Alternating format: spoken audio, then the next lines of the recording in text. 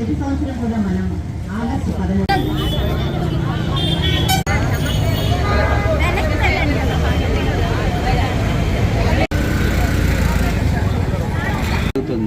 దాని తర్వాత మనం అందరము ఆడిటోరియం లోపల సమావేశమవుతాము.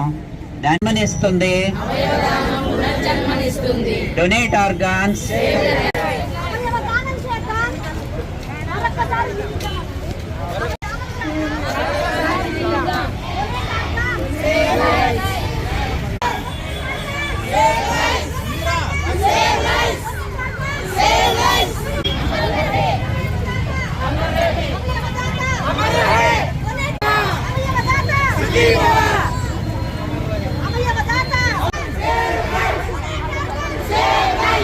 ఎవరికి అవగాహన ఉండేది కాదు.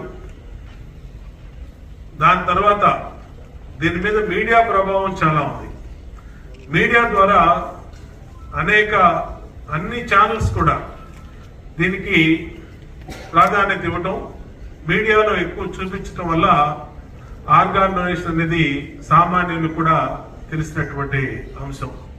ఇప్పుడే చెప్పారు, దాదాపు 8 ఆర్గాన్స్ ఇచ్చి ఎదుటి వ్యక్తి ప్రాణాలు నిలబెట్టచ్చు అని చెప్పి.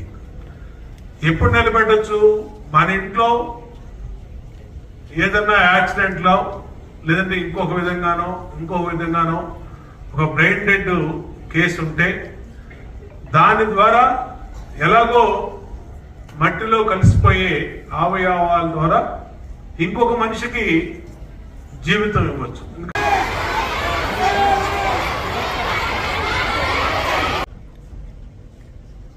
ప్రాణం నిలిపేవాడు డాక్టర్ని కూడా, డాక్టరు నర్సింగ్ స్టాఫ్ని కూడా మనం భగవంతునితో సమానంగా చూస్తాం. అటువంటిది ప్రాణం పోసేవాడు, పునర్జన్మనిచ్చే వాళ్ళని మనం ఎంత గౌరవంతో చూడాలో మనకి ఇవాళ ఈ జీవనదానంలో ఇచ్చిన ప్రెజెంటేషన్ ద్వారా మనం అందరం అర్థం చేసుకోవాల్సింది. ముఖ్యంగా యువత చాలా పెద్ద సంఖ్యలో ఉన్నారు, అర్థం చేసుకోవాల్సిన అవసరం. శరీరం శాశ్వతం కాదు. శరీరానికి ఒక చివరి రోజు ఉంటుంది, అంతం ఉంటుంది. ఏదో ఒక రోజు మట్టిలో కలిసిపోవాల్సిందే, లేదా కట్టెల్లో కాలిపోవాల్సిందే. కానీ ఒక మంచి పని చేస్తే చరిత్ర గుర్తుపెట్టుకుంటుంది. ఆ మంచి పని చేసిన వాళ్ళకు అమరత్వం సిద్ధిస్తుంది. అంటే శాశ్వతంగా వాళ్ళు ప్రజల హృదయాల్లో నిలిచిపోతారు. అటువంటి మంచి పని చేసే ఆలోచనని కలిగించేది ఆత్మ, సోల్ అని మనం పిలుచుకుంటుంటాం. ఈ మంచి పని చేయాలి, మంచి కార్యం చేయాలి, సమాజానికి ఉపయోగపడాలి, దేశానికి ఉపయోగపడాలి అనే ఆలోచన రావడమే ఆ ఆత్మ మనల్ని ప్రేరేపిస్తుంది. అందుకే మనం ఎందుకు ద్వారా 900 బ్రెయిన్ డెడ్ కేసులు 905 అవయవాలు చేర్చడం జరిగిందనే ప్రెజెంటేషన్లు ఇప్పుడు నేను చూస్తున్నాను. అదే సమయంలో తెలంగాణలో ఈ గత 5 సంవత్సరాల్లో 800 మంది ముందుకు వచ్చారు. అంటే మన రాష్ట్రంలో మరింత అవగాహన కల్పించాల్సిన అవసరం ఉంది. అయితే ఒక రకంగా సంతోషపడాల్సిన విషయం ఏంటంటే నేషనల్ యావరేజ్ 0.9% ఉంటే మన రాష్ట్రంలో అది 3%గా ఉంది. అది అవయవదానం చేయడానికి ముందుకు రావడం అనేది, అంటే మనలో ఇంకా కాస్త చైతన్యం ఉంది, ఇంకాస్త అవగాహన కల్పించాల్సిన అవసరం ఉంది. ఈ సందర్భంగా నేను ముఖ్యంగా అభినందించదలుచుకున్నాను. ఎందుకంటే అవయవ దాన కార్యక్రమంలో ఒక ఎక్స్ట్రాడినరీ పర్ఫార్మెన్స్ చూపించినందుకు రేపు కేంద్ర ఆరోగ్య శాఖ మంత్రుల చేతులుగా అవార్డు తీసుకుంటున్న సందర్భంగా అధికారులకు కూడా నేను ధన్యవాదాలు, అభినందనలు కూడా తెలియజేస్తున్నాను. ఈ సందర్భంగా ఎన్ని మ్యాచ్ అవుతాయో చూసి ఇవ్వటం అంటే మామూలు. ప్రతి ఏటా 5 లక్షల మంది అవయవ దానం లేకపోవడం వల్ల, అవయవాలు చెడిపోవడం వల్ల మరణిస్తున్నారంటే అది ఎంత విషాదకరమైన విషయమో మనం అర్థం చేసుకోవాల్సింది. 90,000 మంది ఇప్పుడు ఈనాడు ఎదురు చూస్తున్నారు. కానీ అవయవ దానం చేయడానికి ముందుకు వచ్చే వాళ్ళు నేషనల్ యావరేజ్ 0.9% అంటే 90,000 మందికి 900 మంది కూడా రావట్లేదు. 900 కూడా ముందుకు రావట్లేదు అంటే మనలో చైతన్యం ఇంకా రావాల్సిన అవసరం ఉంది. దాని గురించి అవగాహన కల్పించాల్సిన అవసరం కూడా ఉంది. అయితే ముఖ్యంగా అపోహలు ఉన్నాయి. ఇప్పుడు చెప్తున్నారు అపోహలు ఏంటి? మతానికి సంబంధించిన అపోహలు. చాలా మంచి మాట చెప్పారు. తీసుకోవడానికి మతం అడ్డు రానప్పుడు ఇవ్వడానికి మాత్రం మతం ఎందుకు అడ్డు రావాలి? ఎందుకు ఆంక్షలు ఉండాలి? రెండో అపోహ ఏంటంటే, అరే అవయవ దానం చేసే ఆ ఆత్మకు సద్గతులు ఉండవేమో, అనే భావన ఒకటి ఉంటుంది. ఎందుకంటే మన హిందూ సంప్రదాయంలో కానీ మన ఆలోచన విధానం, భారతీయ ఆలోచన విధానంలో కూడా ఈ రకంగా మనం ఆలోచిస్తున్నాం. సద్గతులు ఉండవేమో, శివైక్యం చెందదేమో ఆత్మ అని. మంచి పనికి ప్రేరేపించేదే ఆత్మ అని మనం అనుకుంటున్నప్పుడు, ఆత్మ మంచి పని, ఇంతటి మంచి పని చేస్తున్నప్పుడు 8 మందికి ప్రాణదానం చేయడం కన్నా మంచి పని ఈ ప్రపంచంలో ఇంకేముంటుంది? అటువంటి మంచి పని చేస్తున్నప్పుడు సద్గతులు, దానికన్నా లభించాల్సిన సద్గతులు ఏముంటాయి? దానికన్నా గొప్ప దానం ఏముంటుంది? దానికన్నా పెద్ద గుర్తింపు ఏముంటుంది? దానికన్నా పెద్ద కార్యం చరిత్రలో గుర్తు పెట్టుకునేది ఏముంటుంది? ఏం చేయగలం మనం?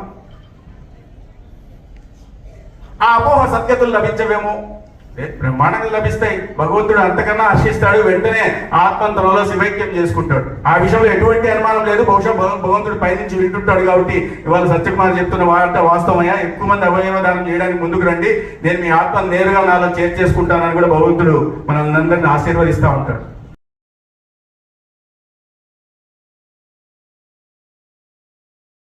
ఎక్కడి మీద వచ్చిన ప్రతిరోజు వస్తున్న సమస్యలో ప్రధాన సమస్య ఏంటంటే మా ప్రజాప్రతినిధుల గారి దగ్గర నుంచి కానీ లేదా ప్రజల నుంచి కానీ డయాలసిస్ సెంటర్ లేదు. ఎందుకంటే కిడ్నీ వ్యాధి బాధితులు చాలా మంది ఉన్నారు.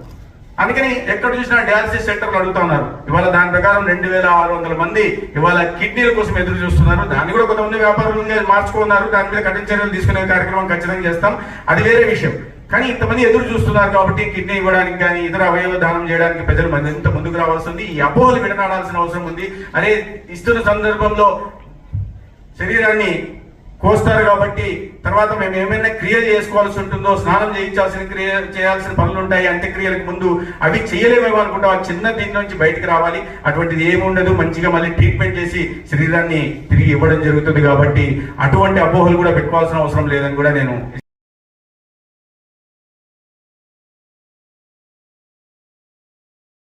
గౌరవ వందనం, వీరవందనం అనేది వాళ్ళ మెడికల్ ఆఫీసర్లు కాకుండా జిల్లా కలెక్టర్లు చేస్తే లేదా జిల్లా ఎస్పీలు కానీ జిల్లా సీనియర్ అధికారులు ఎవరైతే అవయవ దానం చేస్తారో వాళ్ళ అంత్యక్రియలు జరుగుతున్న సందర్భంగా వీళ్ళు అక్కడికి వెళ్ళి ఆ వీరవందనం చేస్తే బాగుంటుంది. ఆ సూచన నేను వాళ్ళ ముఖ్యమంత్రి గారి దగ్గర తీసుకెళ్లాను. ఆ సందర్భంగా రీతులు కానీ లేదా ఇతరత్ర తీసుకెళ్లి ఇవ్వడం, ఆ కుటుంబ సభ్యులకి వారి త్యాగానికి గుర్తింపుగా, ఎవరైతే అవయవ దానం చేశారో వారి త్యాగానికి గుర్తింపుగా ఒక మెమోంటోని కూడా బహుకరించే ప్రయత్నం చేయడం. అదేవిధంగా కాస్త ఫైనాన్షియల్ అసిస్టెన్స్ గుర్తింపుగా ఒక 10,000 ఎంతో ఫైనాన్షియల్ అసిస్టెన్స్ కూడా ఆ కుటుంబ సభ్యులకి ఇచ్చేలాగా ఆలోచన చేయడం. తర్వాత ఎక్కడి నుంచి అయితే అవయవ దానం చేస్తారో అక్కడి నుంచి ఉచితంగా మళ్ళా శరీరాన్ని, ఇప్పుడు ఉందో లేదో నాకు తెలియదు కానీ గౌరవంగా వాళ్ళ ఇంటి దాకా చేర్చే కార్యక్రమం ఉంది ఆల్రెడీ. ఇటువంటి వాటిని కూడా ముఖ్యమంత్రి గారి దృష్టికి తీసుకెళ్లి ఖచ్చితంగా ముఖ్యమంత్రి గారు కూడా ఈ విషయంలో చాలా సానుకూలంగా స్పందిస్తారని, జిల్లా యంత్రాంగాన్ని కూడా దీంట్లో భాగస్వాములు చేస్తారనే నాకు నమ్మకం ఉంది. ఈ